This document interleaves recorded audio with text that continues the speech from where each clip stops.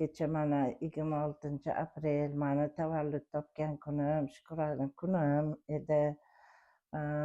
Man o'zi tug'ilgan kun hozir qilishim yuragimga sig'madi. Tug'ilgan kun qilmayman deb o'tiruvdim. Lekin baribir yaqinlarim shukrona kuning bilan deb tabriklashdi. Allohga shukr.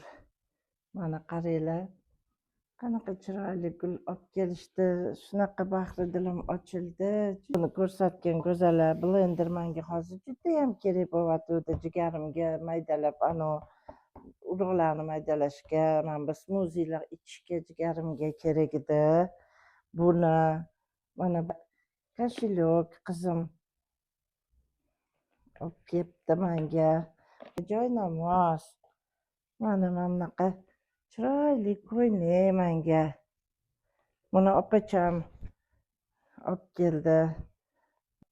Skоворodkam buzilib qoluvdi. Bunaqa yaxshi skоворodka mana olib kelishdi. Ko'nglimni ko'tarishdi-da.